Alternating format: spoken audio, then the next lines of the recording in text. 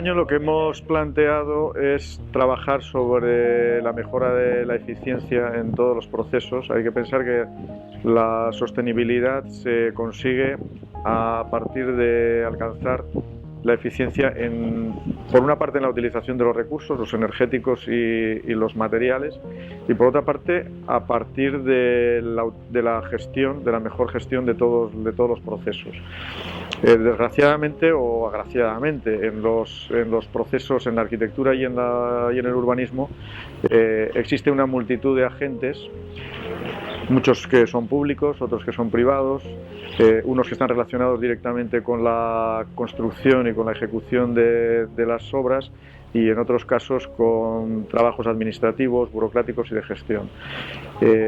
Solemos trabajar fundamentalmente con la mejora de los procesos de construcción, pero nos olvidamos mucho de que una buena parte de toda nuestra labor está relacionada con procesos administrativos, con procesos normativos, con procesos de gestión que pueden incorporar una gran eficiencia a todo el conjunto y pueden mejorar muchísimo la consecución de una sostenibilidad mayor en nuestra construcción de edificios y de ciudades.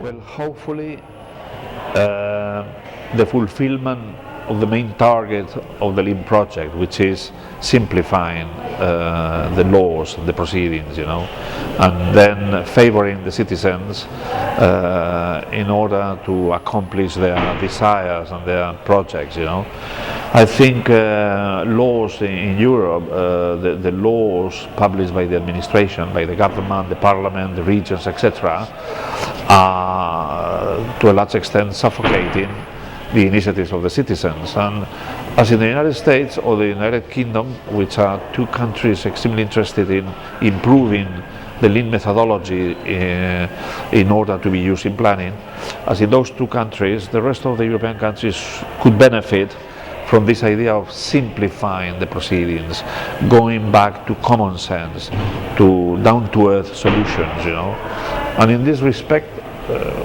it's better to be optimistic and hope that these things will progress in time before the climate change comes with more destructive effects, let's say.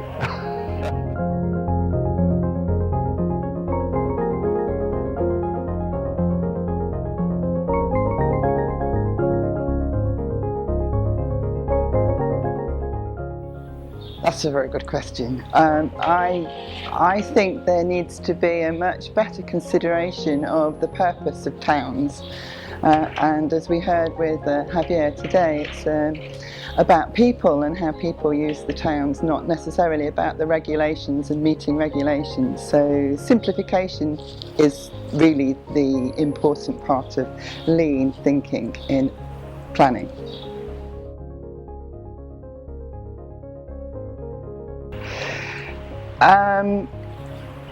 Yes, certainly I've worked with in Chile, in Santiago, which is working with social housing there, and the needs to really rethink the purpose of the housing and how housing contributes to the wider society of the city, because they have a lot of need for social housing with well, it's the sprawl and the ghettos and the poor, low-income housing. So it's a big problem. So how do we make that part of the bigger society within the city of Santiago? So we did work there, and that was one of the things I'm going to be talking about later today, is this idea of first value being the value for the society of the city and the people of the city.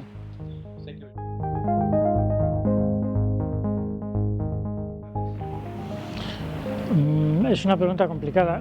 Pienso que podría, en determinadas condiciones. Hay determinados elementos de la metodología Lean que tienen problemas, o desde mi punto de vista cuando se aplican a situaciones pequeñas. Y entre otras cosas, y sobre todo cuando las situaciones pequeñas introduces criterios de tipo cultural de algún tipo. Porque, por ejemplo, todo el tema de la eliminación de redundancias yo no lo veo como demasiado adecuado. En cambio, para otros elementos de la metodología. Es decir, pienso que habría que adaptar la metodología a ese caso. En ese caso sí que podría ayudar, siempre que se adaptara. Tal y como está planteada ahora, que es una metodología más bien empresarial, yo creo que lo local tiene que ver con otras cosas como son las identitarias, etcétera, que muy difícilmente se pueden reflejar o se pueden cuantificar en una metodología de este tipo. Muchas gracias. Vale.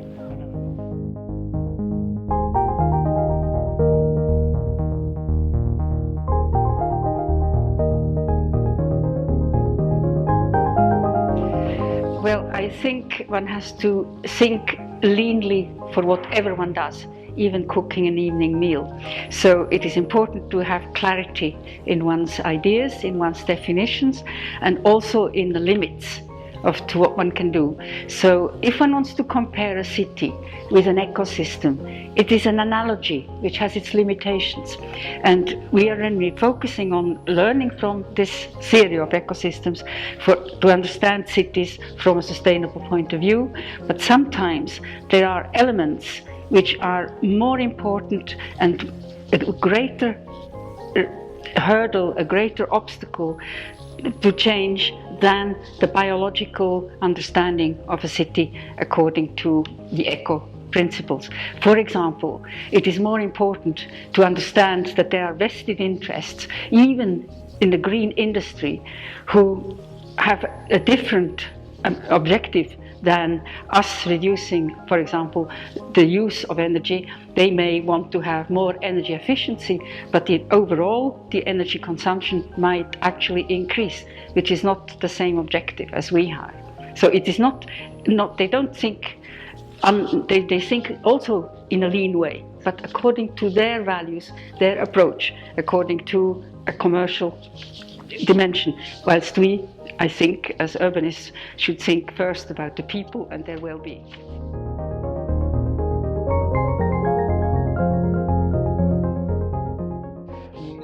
The short answer is no, I wouldn't do that. You are right that lean thinking means reducing the net below your feet, and I think architecture still requires a certain amount of safety nets, so you cannot try to go from one extreme to the other. The point, I think, the good ideas of lean thinking is that there is a lot of extras, there's a lot of grease in the work of architecture, and we have to find which areas are excessive, which areas are useless, and cut those areas. But yes, as you said, I wouldn't go down as risky as to reduce all safety nets. For instance, structural safety, you cannot reduce safety beyond a certain limit. There's no reason to do that.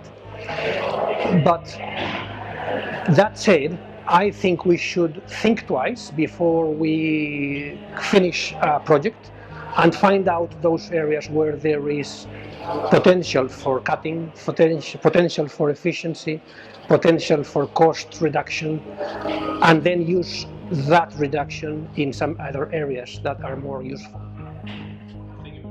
Bueno, nosotros disponemos de carpinterías de alta eficiencia energética en la que básicamente damos soluciones a las diferentes problemáticas que existen en el tema de la eficiencia. Realmente disponemos de carpinterías con coeficientes de transmitancia térmica muy bajos que contribuyen al ahorro energético y a la sostenibilidad del edificio.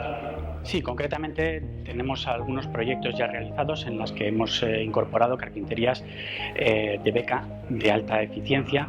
Hemos simplemente sustituido carpinterías de grandes prestaciones por carpinterías eficientes, con lo cual hemos conseguido ahorrar al año aproximadamente unos 200 o 300 toneladas equivalentes de petróleo que podrían constituir aproximadamente la retirada de, por ejemplo, 10 vehículos eficientemente energéticos de las calles. A mí me interesa estar aquí porque los edificios de oficinas actuales están llenos de ordenadores, ¿no? Entonces, controlar el consumo energético de los ordenadores hace que puedas bajar el consumo de un edificio en general.